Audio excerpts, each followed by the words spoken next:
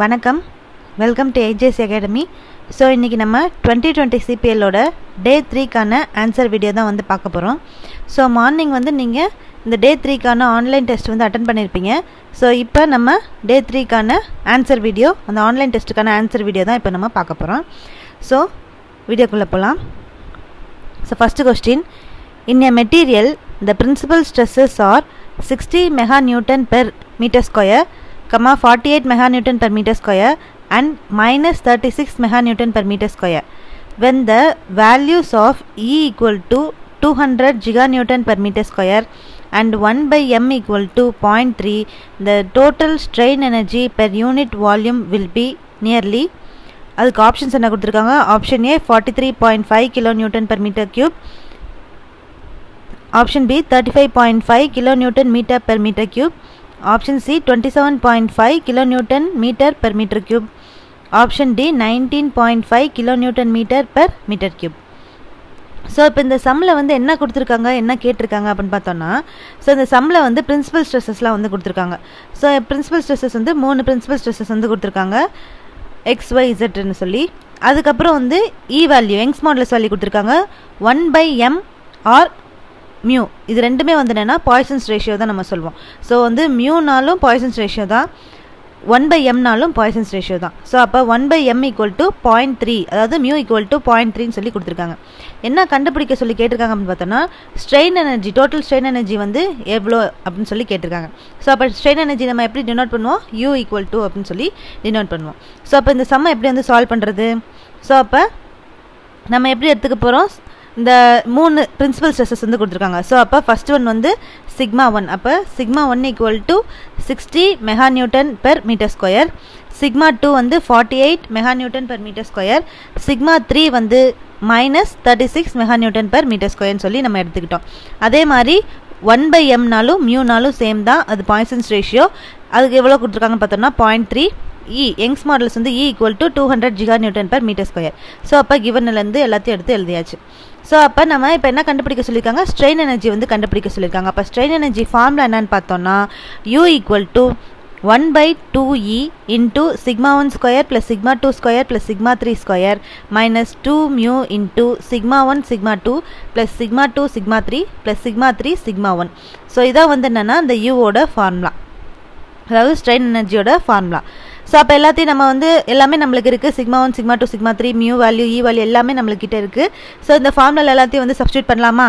So அப்போ substitute பண்ணோன்னா 1/2 into e value நம்மளுக்கு என்னது 200 giganewton per metre square. So நம்ம வந்து எப்படி எடுத்துக்க போகிறோம்னா, இ வேல்யூ வந்து நியூட்டன் பெர் mm ஸ்கொயரில் வந்து கன்வெர்ட் பண்ணாமல் எப்படி வச்சுக்கிறோன்னா 200 × 10⁻3, அதாவது மெகா நியூட்டனில் வந்து மாற்றி கன்வெர்ட் பண்ணிக்கிறோம். ஜிகா நியூட்டனை வந்து மெகா நியூட்டனுக்கு வந்து மாற்றிக்கிறோம். ஸோ அப்போ 200 × 10⁻3 mega newton per metre square அப்படின்னு நம்மளுக்கு வந்து எடுத்துக்கிறோம் இ வேல்யூவை. ஸோ அப்போ அந்த இ வேல்யூ வந்து சப்ஸ்டியூட் பண்ணியாச்சு. இன்ட்டு சிக்மா 1 நம்மளுக்கு 60 தெரியும், அப்போ 60 square plus 48 square plus into minus வந்து நம்மளுக்கு சிக்மா 3 வேல்யூ வந்து மைனஸில் கொடுத்துருக்காங்க. ஸோ அப்போ minus 36 square minus 2 into mu வந்து எவ்வளோ கொடுத்துருக்காங்க? 0.3ன்னு சொல்லி கொடுத்துருக்காங்க. ஸோ அப்போ sigma 1 60 into 48 plus sigma 2 sigma 3 48 into minus 36 plus sigma 3 sigma 1 வந்து மைனஸ் 36 இன்ட்டு 60. ஸோ அப்போ எல்லாத்தையும் வந்து நம்ம ஸ்கொயர் பண்ணி மல்டிப்ளை பண்ணோன்னா என்ன வேல்யூ வருதுன்னு பார்க்கலாம். ஸோ அப்போ இந்த 1/2 இன்ட்டு 200 × 10⁻3 போட்டோன்னா 1/400 × 10⁻3 கிடச்சிருச்சு. ஸோ அப்போ 60 ஸ்கொயர் வந்து 3600, 48 ஸ்கொயர் வந்து 2304, அதே மாதிரி 36 ஸ்கொயர் வந்து 1296 மைனஸ் 2 இன்ட்டு 0.3 0.6. அப்புறம் இதில் ரெண்டுத்தையும் வந்து எல்லாத்தையும் மல்டிப்ளை பண்ணோன்னா இந்த மாதிரி வேல்யூ நம்மளுக்கு கிடச்சிடும். ஸோ வந்து நம்மளுக்கு இங்கே வந்து மைனஸில் வேல்யூ இருந்தாலும், ஸோ சிக்மா 3 வேல்யூ வந்து மைனஸ் 36ல் இருந்தாலும் அது ஸ்கொயரில் இருக்கிறனால நம்ம வந்து அதை ப்ளஸ்ஸாக வந்து மாறிடும், ஸ்கொயரில் வந்து வரனால. ஸோ அப்போ அதனால தான் நம்ம ப்ளஸ் 1296 அப்படின்னு சொல்லி போட்டிருக்கோம். ஸோ அப்போ எல்லாத்தையும் நம்ம வந்து இந்த மூணுத்தையும், ஸோ ஃபஸ்ட்டு இந்த 3 டேர்மே வந்து ப்ளஸ் பண்ணோன்னா நம்மளுக்கு எவ்வளோ கிடைக்குதுன்னா 7200 கிடைக்குது. இன்ட்டு இந்த டேர்ம் எல்லாத்தையும் வந்து ப்ளஸ் பண்ணி சப்ராக்ட் பண்ணோன்னா minus 1008 வந்து கிடைக்குது. ஸோ அப்போ இது ரெண்டுத்தையும் வந்து மல்டிப்ளை பண்ணோன்னா நம்மளுக்கு என்ன வேல்யூ கிடைக்குதுன்னா 604 கிடைக்குது. ஸோ இது ரெண்டுத்தையும் வந்து ப்ளஸ் பண்ணோன்னா நம்மளுக்கு 7804 வந்து கிடைக்குது. ஸோ அப்போ 7804 டிவைட் பை 400 into 10^3 போட்டோம்னா நம்மளுக்கு U equal to 0.0195 mega newton metre per metre cube அப்படின்னு சொல்லி நம்மளுக்கு கிடைச்சிச்சு. ஸோ அப்போ இதை தான் நம்ம எப்படி வந்து எடுத்துருக்கோம்னா இங்கே நம்மளுக்கு ஆன்சரில் வந்து மெகா நியூட்டனில் நம்மளுக்கு கிடச்சிருக்கனால அதை வந்து கிலோ நியூட்டனுக்கு வந்து கன்வெர்ட் பண்ணும் போது நம்மளுக்கு 19.5 kilo newton metre per metre cube அப்படின்னு சொல்லி கிடைக்கும். ஸோ அப்போ option D 19.5 kilo newton metre per metre cube வந்து கரெக்டான ஆன்சர். ஸோ இங்கே வந்து என்னடா இங்கே வந்து 0.0195 mega newton metre per metre cube சொல்லி எடுத்திருக்காங்கன்னு நினைக்காதீங்க. ஸோ நம்ம வந்து வந்த ஆன்சர் எல்லாத்தையும் வந்து மெகா நியூட்டனுக்கு வந்திருக்கோம். ஸோ வந்து நம்மளுக்கு கொஸ்டினில் கிலோ நியூட்டனில் தான் கேட்டிருக்காங்க. ஸோ அப்போ அது எல்லாத்தையும் வந்து கிலோ நியூட்டனுக்கு வந்து மாற்றினோன்னா 19.5 வந்து கிடைக்கும். ஸோ அப்போ 19.5 kilo newton metre per metre cube வந்து கரெக்டான ஆன்சர். ஸோ நெக்ஸ்ட் கொஸ்டின் போகலாம். A rectangular beam with B equal to 200 meter and effective depth D equal to 300 mm. Sorry, இது வந்து B equal to 200 mm and effective depth D equal to 300 mm is subjected to limit state shear of 80 kN and torsional moment of 6 kN meter. The equivalent value of shear will be options வந்து 128 kN, option B 116 kN, option C 104 kN, option D 92 kN. So அப்போ இந்த கொஸ்டினில் என்ன கொடுத்துருக்காங்க என்ன கேட்டிருக்காங்கன்னு பார்த்தோன்னா so வந்து ஒரு ரெக்டாங்குலர் பீம் வந்துருக்கு. அந்த ரெக்டாங்குலர் பீமோட வித் டெப்த் வந்து கொடுத்துருக்காங்க. ஸோ வித் வந்து 200 mm, டெப்த் வந்து 300 mm சொல்லி கொடுத்துருக்காங்க. ஸோ அதுக்கப்புறம் என்ன கொடுத்துருக்காங்க ஷியரோட வேல்யூ எவ்வளோ கொடுத்துருக்காங்க 80 kN கொடுத்துருக்காங்க. அதே மாதிரி டார்ஷனல் மொமெண்ட்டோட வேல்யூ வந்து 6 kN மீட்டர் வந்து கொடுத்துருக்காங்க. ஸோ என்ன கண்டுபிடிக்க சொல்லியிருக்காங்கன்னு பார்த்தோம்னா ஈக்குவலன்ட் ஷியர் வந்து என்ன எவ்வளோ அப்படின்னு சொல்லி கண்டுபிடிக்க சொல்லியிருக்காங்க. ஸோ அப்போ ஈக்குவலன்ட் ஷியர் வந்து எப்படி கண்டுபிடிக்கிறது? ஸோ அப்போ பார்த்தோன்னா நம்ம வந்து கிவன்லேருந்து எல்லாத்தையும் எடுத்து எழுதிக்கலாம். ஸோ வந்து B equal to 200 mm, D equal to 300 mm. So நம்மளுக்கு இங்கே வந்து ஷியர் கொடுத்துருக்காங்களா, அந்த ஷியரை வந்து நம்ம எப்படி எடுத்துக்கிறோம்னா VU அப்படின்னு சொல்லி எடுத்துக்கிறோம். ஸோ அப்போ VU equal to 80 kN. அதே மாதிரி டார்ஷனல் மொமெண்ட் வந்து TU அப்படின்னு சொல்லி எடுத்துக்கிறோம். அப்போ TU equal to 6 kN metre. So அப்போ ஈக்குவலன்ட் ஷியர் தான் கண்டுபிடிக்க சொல்லியிருக்காங்க. அப்போ ஈக்குவலன்ட் ஷியருக்கு வந்து என்னென்னா ஒரு ஃபார்முலா வந்துருக்கு. அது என்ன ஃபார்முலான்னு பார்த்தோன்னா VE equal to VU plus 1.6 TU divide by V. So அதான் வந்து ஈக்குவலன்ட் ஷியரோட ஃபார்முலா. ஸோ நம்மளுக்கு இதில் வந்து என்னென்னா VU தெரியும், TU தெரியும், B இருக்குது. ஸோ அப்போ எல்லாமே தெரியும். அதுலேருந்து ஈக்குவலன்ட் ஷியர் வந்து கண்டுபிடிச்சிடலாமா? ஸோ அப்போ எல்லாத்தையும் சப்ஸ்டியூட் பண்ணோன்னா நம்மளுக்கு VU வந்து 80 வந்து சப்ஸ்டியூட் பண்ணியாச்சு. 1.6 into TU வந்து 6 kN metre divide by B. நம்மளுக்கு வித் எவ்வளோ கொடுத்துருக்காங்க 200 mm சொல்லி கொடுத்துருக்காங்க. ஸோ அதை வந்து மீட்டருக்கு வந்து கன்வெர்ட் பண்ணிக்கிறோம். அப்போ 0.2. ஸோ அப்போ 80 ப்ளஸ் இதை டிவைட் பண்ணி மல்டிப்ளை பண்ணோன்னா நம்மளுக்கு வந்து ப்ளஸ் 48 வந்து கிடைக்கும். இது ரெண்டுத்தையும் வந்து ப்ளஸ் பண்ணோன்னா 128 kN வந்து கிடைக்குது. ஸோ அப்போ ஈக்குவலன்ட் ஷியரோட வேல்யூ வந்து எவ்வளோன்னு பார்த்தோன்னா 128 kN. ஸோ அதான் வந்து கரெக்டான ஆன்சர். ஸோ அப்போ இங்கே ஆப்ஷனில் நம்மளுக்கு கொடுத்துருக்காங்களா? ஸோ அப்போ ஆப்ஷன் ஏ 128 kN வந்து தான் ஈக்குவலன்ட் ஷியரோட வேல்யூ. ஸோ அப்போ ஆப்ஷன் ஏ வந்து கரெக்டான answer. So next question.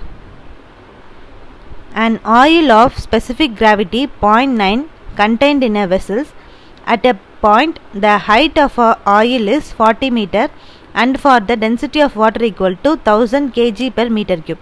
The corresponding height of water at the point will be. So options என்ன கொடுத்துருக்காங்க? Option A 28 metre, option B 32 metre, option C 36 metre, option D 40 metre அப்படின்னு சொல்லி கொடுத்துருக்காங்க. So இப்போ என்ன சொல்லியிருக்காங்க இந்த சம்மில்? ஸோ வந்து ஒரு வெசல் வந்து எடுத்திருக்காங்க. இந்த வெசலில் வந்து ஆயில் வந்து ஃபில் பண்ணியிருக்காங்க. ஸோ அப்போ இந்த ஆயிலோட ஸ்பெசிஃபிக் கிராவிட்டி எவ்வளோ கொடுத்துருக்காங்கன்னு பார்த்தோம்னா 0.9 சொல்லி இந்த ஆயிலோட ஸ்பெசிஃபிக் கிராவிட்டி வந்து கொடுத்துருக்காங்க. அதே மாதிரி ஒரு பாயிண்டில் அந்த ஆயிலோட ஹைட் வந்து எவ்வளோ வரைக்கும் ஃபில் பண்ணியிருக்காங்கன்னா 40 மீட்டர் வரைக்கும் வந்து ஃபில் பண்ணியிருக்காங்க. அப்புறம் வாட்டரோட டென்சிட்டி வந்து கொடுத்துருக்காங்க. அந்த ஆயிலோட ஹைட் வந்து 40 மீட்டர்னு சொல்லி கொடுத்துருக்காங்க. ஸோ என்ன கண்டுபிடிக்க சொல்லியிருக்காங்க அப்படின்னு பார்த்தோம்னா இந்த water the corresponding height of water at the point. So வந்து இந்த வாட்டரோட ஹைட் வந்து எவ்வளோ அப்படின்னு சொல்லி கேட்டிருக்காங்க. ஸோ ஆயிலோட ஹைட் வந்து கொடுத்துருக்காங்க 40 மீட்டர்னு சொல்லி. அப்போ வாட்டரோட ஹைட் வந்து அந்த வெசலில் எவ்வளோ இருக்கும் அப்படின்னு சொல்லி கேட்டிருக்காங்க. ஸோ அதுதான் நம்ம வந்து கண்டுபிடிக்க போகிறோம். ஸோ அதை எப்படி கண்டுபிடிக்கிறது? ஸோ அப்போ ஜிஎஸ் அப்படின்றதுனா கிராவிட்டி. ஸோ வந்து இந்த ஸ்பெசிஃபிக் கிராவிட்டி ஆஃப் ஆயில் தான் நம்மளுக்கு எவ்வளோ கொடுத்துருக்காங்க 0.9. அதுதான் வந்து இந்த ஸ்பெசிஃபிக் கிராவிட்டி ஆஃப் ஆயில் வந்து 0.9 ஹெச், இந்த ஹெச் ஹைட் வந்து எதுன்னு பார்த்தோன்னா ஆயிலோட ஹைட், இந்த வெசலில் ஆயிலோட ஹைட் வந்து 40 மீட்டர் வந்துருக்குது. அதுக்கப்புறம் நம்மளுக்கு வந்து வாட்டரோட டென்சிட்டி வந்து கொடுத்துருக்காங்க 1000 kg/m³ சொல்லி கொடுத்துருக்காங்க. ஸோ இப்போ ஃபஸ்ட்டு நம்ம என்ன கண்டுபிடிக்க போகிறோம்னா ப்ரெஷர். ஸோ வந்து அந்த பாயிண்டில் ஒரு பாயிண்ட் வந்து சொல்லியிருக்காங்க, அந்த பாயிண்டில் வந்து ப்ரெஷர் நம்ம வந்து கண்டுபிடிக்க போகிறோம். ஸோ அப்போ ப்ரெஷர் எப்படி கண்டுபிடிக்கிறது? இந்த ப்ரெஷர் கண்டுபிடிக்கிறது அந்த பாயிண்டில் ப்ரெஷர் கண்டுபிடிக்கிற ஃபார்முலா என்னன்னு பார்த்தோன்னா rho oil into G into H. So வந்து ரோ ஆயில் ஒன்றும் இல்லை, ரோ ஆயிலோட ஃபார்முலா என்னன்னு பார்த்தோன்னா specific gravity into density of water. So அதான் வந்து என்னென்னா இந்த ரோ ஆயிலோட ஃபார்முலா. ஸோ அப்போ 0.9. ஸோ வந்து நம்மளுக்கு ஆயிலோட ஸ்பெசிஃபிக் கிராவிட்டி எவ்வளோ கொடுத்துருக்காங்க 0.9 சொல்லி கொடுத்துருக்காங்க. அப்போ 0.9 into 1000 specific gravity of water அது போட்டோன்னா நம்மளுக்கு ரோ ஆயிலோட வேல்யூ வந்து கிடச்சிரும். ஸோ அப்போ 0.9 இன்ட்டு 1000 இன்ட்டு கிராவிட்டியோட value acceleration due to gravity value வந்து 9.81 இன்ட்டு இந்த ஆயிலோட ஹைட் வந்து 40 மீட்டர் நம்மளுக்கு தெரியும். ஸோ அப்போ எல்லாத்தையும் சப்ஸ்டியூட் பண்ணோன்னா சப்ஸ்டியூட் பண்ணி மல்டிப்ளை பண்ணோன்னா அந்த ப்ரெஷர் வேல்யூ எவ்வளோ கிடைக்குதுன்னா 3,53,160 Nm/m² சொல்லி நம்மளுக்கு வந்து கிடச்சிருக்கு. ப்ரெஷர் வேல்யூ வந்து கிடச்சாச்சு. ஸோ இப்போ வந்து வாட்டரோட ஹைட் வந்து கேட்டிருக்காங்க. ஸோ அப்போ ஃபஸ்ட்டு நம்ம வந்து ப்ரெஷர் வந்து கண்டுபிடிச்சிருக்கோம். ஸோ வந்து அந்த வெசலில் வந்து ஆயில் வாட்டர் ரெண்டுமே வந்துருக்கு.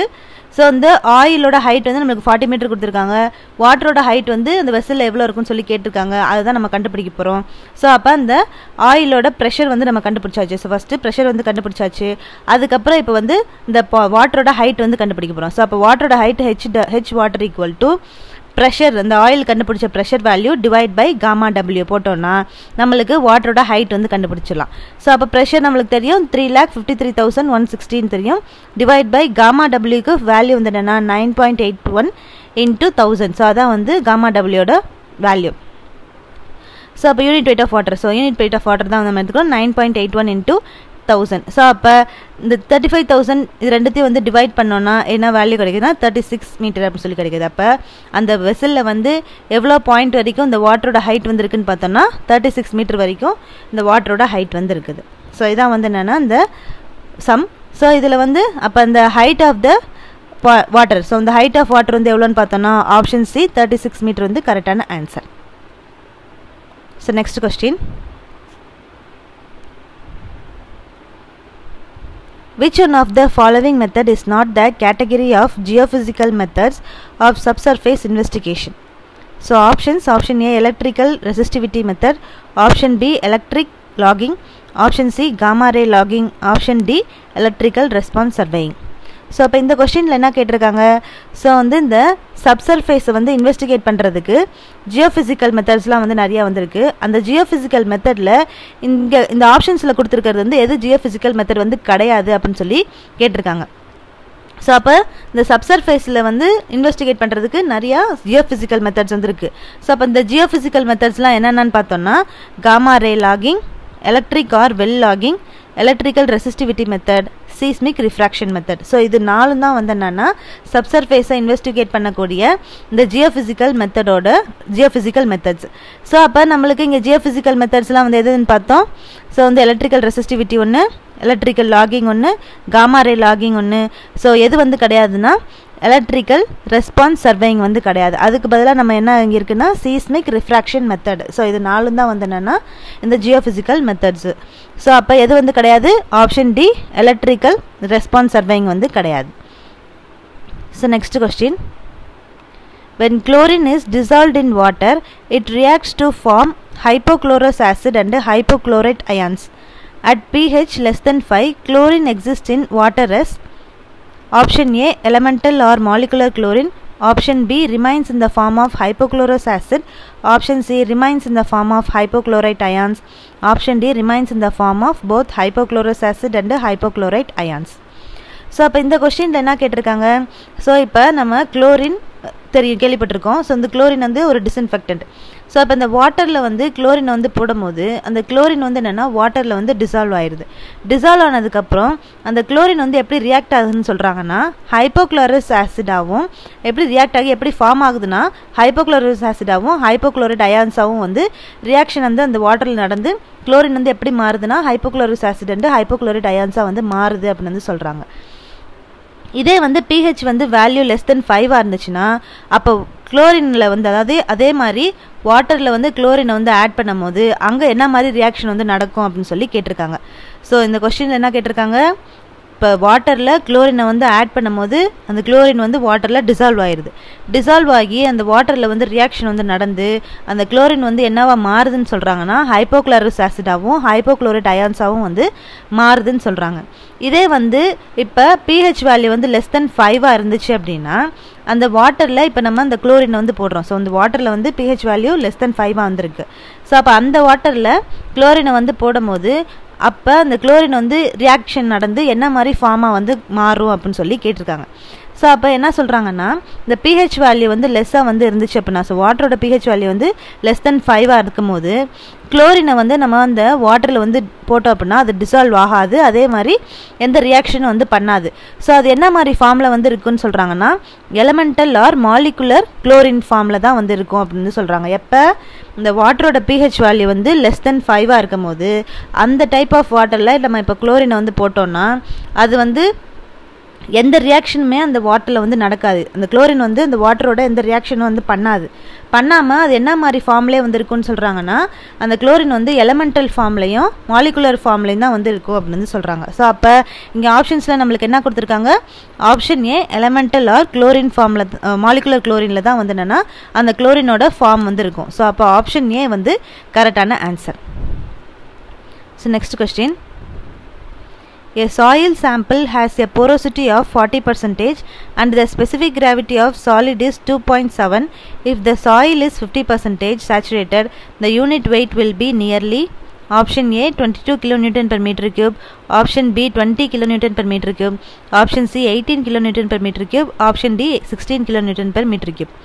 ஸோ அப்போ இந்த சம்மில் என்ன சொல்லியிருக்காங்க, ஸோ வந்து ஒரு சாயில் சாம்பிள், அந்த சாயில் சாம்பிளோட போரசிட்டி எவ்வளோ இருக்குன்னா 40% வந்து இருக்குது. அதே மாதிரி அந்த சாயிலோட ஸ்பெசிஃபிக் கிராவிட்டி வந்து 2.7 சொல்லி கொடுத்துருக்காங்க. அந்த சாயில் வந்து எப்படி இருக்குன்னா சேச்சுரேட்டட் சாயிலாக வந்திருக்கு. அது எவ்வளோ சேச்சுரேட்டட்னா 50% வந்து அந்த சாயில் வந்து சேச்சுரேட்டடாக வந்திருக்கு. ஸோ என்ன கண்டுபிடிக்க சொல்லியிருக்காங்கன்னா யூனிட் வெயிட் வந்து கண்டுபிடிக்க சொல்லியிருக்காங்க. அந்த சாயிலோட யூனிட் வெயிட் வந்து கண்டுபிடிக்க சொல்லியிருக்காங்க. ஸோ அது எப்படி கண்டுபிடிக்க போகிறோம், ஸோ நம்மளுக்கு போரோசிட்டி கொடுத்துருக்காங்க. ஸோ போரோசிட்டி நம்ம எப்படி சொல்லுவோம், என்னன்னு சொல்லுவோம். ஸோ எவ்வளோ கொடுத்துருக்காங்க 40%. ஸோ அதை வந்து நம்ம கன்வெர்ட் பண்ணோன்னா 0.4 அப்படின்னு சொல்லி நம்மளுக்கு போரோசிட்டி வேல்யூ வந்து கிடச்சிருக்கு. ஸோ அதே மாதிரி ஸ்பெசிஃபிக் கிராவிட்டி வந்து சாயிலோட ஸ்பெசிஃபிக் கிராவிட்டி வந்து 2.7 சொல்லி கொடுத்துருக்காங்க. அதே மாதிரி இந்த சாயில் வந்து 50% வந்து சேச்சுரேட் ஆயிருக்குன்னு சொல்லி கொடுத்துருக்காங்க. அப்போ 50%னா 0.5 சொல்லி எடுத்துக்கிட்டோம். அப்புறம் காமா டபிள்யூ ஸோ வாட்டரோட யூனிட் வெயிட் வந்து என்னது 9.81. ஸோ இப்போ நம்ம எப்படி வந்து யூனிட் வெயிட் ஆஃப் சாயில் வந்து கண்டுபிடிக்க போகிறோம்னா, ஸோ அதோட ஃபார்முலா என்னன்னு பார்த்தோன்னா gamma equal to gamma R gamma D. So gamma equal to GS into gamma W divide by 1 plus E into 1 plus W. So இதான் வந்து என்னன்னா யூனிட் வெயிட்டோட ஃபார்முலா. ஸோ யூனிட் வெயிட்டுக்கு எதுனா டிஃப்ரெண்ட் டைப்ஸ் ஆஃப் ஃபார்முலா வந்துருக்கு. So நம்மளுக்கு இங்கே கிவனில் வந்து இந்த மாதிரியான porosity, specific gravity, saturated soil இதெல்லாம் வந்து கொடுத்துருக்கனால அதுக்கு ரிலேட்டடான யூனிட் வெயிட் ஃபார்முலா வந்து இந்த GS into gamma W divide by 1 plus E into 1 plus W. So இதான் வந்து அதுக்கு ரிலேட்டடான ஃபார்முலா. ஸோ அப்போ இதுலேருந்து இதில் நம்மளுக்கு என்ன தெரியும், காமா டபிள்யூ தெரியும். ஸோ காமா டபிள்யூ வந்து 9.81. அதே மாதிரி ஜிஎஸ் வேல்யூ தெரியும் 2.7 சொல்லி. என்ன தெரியாது, இ வேல்யூ தெரியாது, டபிள்யூ வேல்யூ தெரியாது. ஸோ அதை எப்படி கண்டுபிடிக்கிறது, ஸோ நம்மளுக்கு என்ன கொடுத்துருக்காங்க. அப்போ இ வந்து E void ratio E equal to n divide by 1 minus n போட்டோன்னா அதுலேருந்து நம்மளுக்கு இ வேல்யூ வந்து கிடச்சிடும். ஸோ அப்போ n வேல்யூ என்னது 0.4 divide by 1 minus 0.4 equal to 0.4 divide by 0.6 equal to இது நம்ம டிவைட் பண்ணோன்னா எப்படி இருக்கிறதுனா 2/3 அப்படின்னு சொல்லி கிடைக்கிது. அப்போ இ ஈக்குவல் டு 2/3 சொல்லி எடுத்துக்கிறோம். அதே மாதிரி நம்மளுக்கு டபிள்யூ வேல்யூ தேவை. டபிள்யூ வேல்யூக்கு ஒரு ஃபார்முலா வந்திருக்கு, E into S divide by WG அப்படின்னு சொல்லி ஒரு ஃபார்முலா வந்திருக்கு. ஸோ அதில் வந்து நம்ம கிராஸ் மல்டிப்ளிகேஷன் பண்ணோன்னா W equal to ES divide by GS. அப்போ நம்மளுக்கு இ தெரியும், எஸ் தெரியும், ஜிஎஸ் தெரியும். ஸோ அப்போ இ நம்மளுக்கு என்னது 2/3 இன்டூ எஸ் வந்து saturated soil 0.5 divide by specific gravity வந்து 2.5. ஸோ அப்போ எல்லாத்தையும் வந்து டிவைட் பண்ணி மல்டிப்ளை பண்ணோன்னா டபிள்யூ ஈக்குவல் டு 0.123 அப்படின்னு சொல்லி நம்ம டபிள்யூ வந்து கண்டுபிடிச்சாச்சு. ஸோ அப்போ இ கண்டுபிடிச்சாச்சு, டபிள்யூ வந்து கண்டுபிடிச்சாச்சு. ஸோ இப்போ நம்ம யூனிட் வெயிட் ஃபார்முலாவில் சப்ஸ்டியூட் பண்ணலாமா. ஸோ இப்போ யூனிட் வெயிட்டோட ஃபார்முலா காமா ஈக்குவல் டு 2.7ன்றது GS வேல்யூ. ஸோ வந்து ஸ்பெசிஃபிக் கிராவிட்டி ஆஃப் சாயில் வந்து 2.7 into 9.81 gamma W value divide by 1 plus E வந்து 2/3 இன்டூ 1 ப்ளஸ் டபிள்யூ வந்து 0.123. ஸோ அப்போ இது வந்து எல்லாத்தையும் வந்து மல்டிப்ளை பண்ணி டிவைட் பண்ணோன்னா 15.889 வந்து கிடைக்குது இன்ட்டு 1.123. ஸோ இது ரெண்டுத்தையும் வந்து மல்டிப்ளை பண்ணோன்னா நம்மளுக்கு என்ன வேல்யூ கிடைக்குதுன்னா 17.84. ஸோ அது அப்ராக்சிமேட்டாக எடுத்தோன்னா 18 kN/m³. ஸோ அப்போ unit weight of soil value எவ்வளோன்னு பார்த்தோன்னா 18 kN/m³. ஸோ நம்மளுக்கு ஆப்ஷன்ஸில் என்ன கொடுத்துருக்காங்க, ஆப்ஷன் சி 18 kN/m³ வந்து கரெக்டான answer. So next question, the combined correction for curvature and refraction for a distance of 3400 meter will be nearly option A 0.2 meter, option B 0.4 meter, option C 0.6 meter, option D 0.8 meter. So இப்போ வந்து என்ன சொல்லியிருக்காங்க, நம்மளுக்கு வந்து combined correction for curvature and refraction. So அதை வந்து கண்டுபிடிக்க சொல்லியிருக்காங்க. ஸோ டிஸ்டன்ஸ் எவ்வளோ கொடுத்துருக்காங்கன்னா 3400 சொல்லி 3400 மீட்டர்னு சொல்லி நம்மளுக்கு வந்து டிஸ்டன்ஸ் கொடுத்துருக்காங்க. ஸோ நம்மளோட இந்த கர்வேச்சர் அண்ட் ரிஃப்ராக்ஷனோட கம்பைன்டு கரெக்ஷன் வந்து கேட்டிருக்காங்க. ஸோ இதை எப்படி கண்டுபிடிக்கிறது, ஸோ டிஸ்டன்ஸ் கொடுத்துட்டாங்க 3400 மீட்டர்னு சொல்லி. இந்த கம்பைன்டு கரெக்ஷன் வந்து என்ன ஃபார்முலான்னு பார்த்தோன்னா -0.0673 × d². ஸோ வந்து நெகட்டிவ் சைன் வந்து அது ஃபார்முலா ஓரியன்டாக வந்து தெரிஞ்சிருக்கணும். ஏன்னா நம்மளுக்கு இப்போ அப்ஜெக்டிவ் டைப்பில் வந்து என்னென்னா கம்பைன்டு கரெக்ஷனோட ஃபார்முலா சில சமயம் வந்து கேட்டிருப்பாங்க, நெகட்டிவ்லையும் கொடுத்துருப்பாங்க ப்ளஸ்லையும் கொடுத்துருப்பாங்க. ஸோ அதனால் நம்ம வந்து நெகட்டிவை விட்டுட்டு நம்ம வந்து படித்தோன்னா அங்கே ஆப்ஷனில் நம்ம வந்து ப்ளஸ் சிம்பிளும் கொடுத்துருப்பாங்க மைனஸ் சிம்பிளும் கொடுத்துருப்பாங்க. நம்ம சப்போஸ் ப்ளஸ் சிம்பிளை சர்க்கிள் பண்ணுறதுக்கு சான்சஸ் வந்து இருக்குது. அதனால தான் ஃபார்முலா வந்து என்னென்னா மைனஸோடு சேர்த்து வந்து படிங்க. ஸோ அப்போ ஆனால் ஆன்சர் வந்து கொடுக்கும் போது நம்ம மைனஸை எடுத்துகிட்டு தான் வந்து ஆன்சர் வந்து கொடுக்கணும். ஃபார்முலா மைனஸில் வரும், அதை மட்டும் நம்ம தெரிஞ்சுக்கிட்டால் போதும். ஸோ அப்போ கம்பைன்டு கரெக்ஷனோட ஃபார்முலா என்னன்னு பார்த்தோன்னா -0.0673 × d². ஸோ அப்போ நம்மளுக்கு d-வோட வேல்யூ தெரியும், d தான் டிஸ்டன்ஸ். அப்போ 3400 தெரியும். ஸோ அப்போ 3400². ஸோ அப்போ போட்டோன்னா நம்மளுக்கு என்ன வேல்யூ கிடைக்குதுன்னா 0.778. அதாவது அப்ராக்சிமேட்டாக நம்ம எடுத்தோம்னா 0.8 மீட்டர்னு சொல்லி நம்மளுக்கு வந்து வேல்யூ வந்து கிடைக்குது. ஸோ அப்போ நம்மளுக்கு ஆப்ஷனில் என்ன கொடுத்துருக்காங்க, ஆப்ஷன் டி 0.8 மீட்டர்னு சொல்லி ஆப்ஷன் வந்து கொடுத்துருக்காங்க. அப்போ ஆப்ஷன் டி வந்து கரெக்டான answer. So next question, so இந்த மாதிரி நிறையா சம்ஸ் வந்து கேட்கறதுக்கு சான்சஸ் வந்துருக்கு. ஏன்னா வந்து சிம்பிள் தான், ஃபார்முலா நம்ம சப்ஸ்டியூட் பண்ணி ஆன்சர் வந்து போடுறது தான் வந்து சம்மே. ஸோ நம்மளுக்கு ஃபார்முலா தெரிஞ்சுக்கிட்டால் போதும். ஸோ வந்து கரெக்ஷன் ஃபார் கர்வேச்சருக்கு தனியாக இருக்குது, கரெக்ஷன் ஃபார் ரிஃப்ராக்ஷன் தனியாக இருக்குது. அதே மாதிரி combined correction for curvature and ரிஃப்ராக்ஷனுக்கும் தனியாக 3 ஃபார்முலா வந்து தனியாக வந்து 3த்துக்குமே வந்துருக்கு. ஸோ இந்த 3 ஃபார்முலா வந்து ஃபார்முலாஸும் கேட்பாங்க, அதே மாதிரி சம்ஸும் வந்து கேட்கறதுக்கு சான்சஸ் வந்துருக்கு. So next question, statement question. So first statement, pozzolana is added to cement to increase yearly strength. Statement 2, it reduces the heat of hydration. So on the first option, both statement 1 and statement 2 are individually true and statement 2 is the correct explanation of statement 1. Option B, both statement 1 and statement 2 are individually true but statement 2 is not the correct explanation of statement 1. Option C, statement 1 is true but statement 2 is false. Option D, statement 1 is false but statement 2 is true. So இப்போ நம்மளுக்கு statement 1 and 2ல் வந்து என்ன சொல்லியிருக்காங்க, so வந்து இந்த சிமெண்ட்டில் வந்து பொசலோனா மெட்டீரியலை வந்து ஆட் பண்ணும் போது சிமெண்ட்டுக்கு வந்து இயர்லி ஸ்ட்ரென்த் வந்து கிடைக்கும், இயர்லி ஸ்ட்ரென்த் வந்து இன்க்ரீஸ் பண்ணும் இந்த பொசலோனா மெட்டீரியல் அப்படின்னு சொல்லி ஸ்டேட்மெண்ட் 1 வந்து கொடுத்துருக்காங்க. ஸ்டேட்மெண்ட் 2ல் என்ன சொல்லியிருக்காங்க, இந்த பொசலோனா வந்து நம்ம சிமெண்ட்டில் ஆட் பண்ணும்போது ஹீட் ஆஃப் ஹைட்ரேஷன் வந்து குறைக்கும் அப்படின்னு சொல்லியிருக்காங்க. ஸோ அப்போ இதில் என்ன ஆப்ஷன்ஸ் வந்து ஸ்டேட்மெண்ட் 1 கரெக்டாக ஸ்டேட்மெண்ட் 2 கரெக்டாக எதுன்னு பார்த்தோன்னா, இந்த பொசலோனா வந்து இப்போ சிமெண்ட்டில் நம்ம வந்து ஆட் பண்ணும்போது அங்கே வந்து என்னென்னா இயர்லி ஸ்ட்ரென்த் வந்து கொடுக்காது. ஸோ வந்து இயர்லி ஸ்ட்ரென்த் வந்து என்னென்னா அது வந்து இன்க்ரீஸ் பண்ணும் அப்படின்னு சொல்லியிருக்காங்க ஸ்டேட்மெண்ட் 1ல். ஆனால் பொசலோனா அந்த மெட்டீரியலை வந்து நம்ம சிமெண்ட்டோட ஆட் பண்ணும்போது அது வந்து இயர்லி ஸ்ட்ரென்த் வந்து இன்க்ரீஸ் பண்ணாது, அது ஸ்லோவாக தான் வந்து இன்க்ரீஸ் ஆகும். ஆனால் அல்டிமேட் ஸ்ட்ரென்த் வந்து அது எப்படின்னா ஆர்டினரி போர்ட்லேண்ட் சிமெண்ட் இருக்குல்ல, இந்த ஓபிசி சிமெண்ட்டுக்கும் எப்படி வந்து 28 days வந்து அல்டிமேட் ஸ்ட்ரென்த் வந்து கிடைக்குதோ, ஸோ அது மாதிரி தான் வந்து அதுக்கு ஈக்குவலாக இந்த பொசலோனா மெட்டீரியல் வந்து ஆட் பண்ணுங்க அந்த சிமெண்ட்டுக்கு வந்து அல்டிமேட் ஸ்ட்ரென்த் வந்து ஈக்குவலாக வந்திருக்கும். ஆனால் இயர்லி ஸ்ட்ரென்த் வந்து இந்த பொசலோனா மெட்டீரியல் வந்து இன்க்ரீஸ் பண்ணாது. அப்போ ஸ்டேட்மெண்ட் 1 வந்து தப்பு. அதே மாதிரி இந்த பொசலோனா மெட்டீரியலை வந்து சிமெண்ட்டில் வந்து ஆட் பண்ணும்போது ஹீட் ஆஃப் ஹைட்ரேஷன் வந்து கம்மியாக தான் வந்திருக்கும்.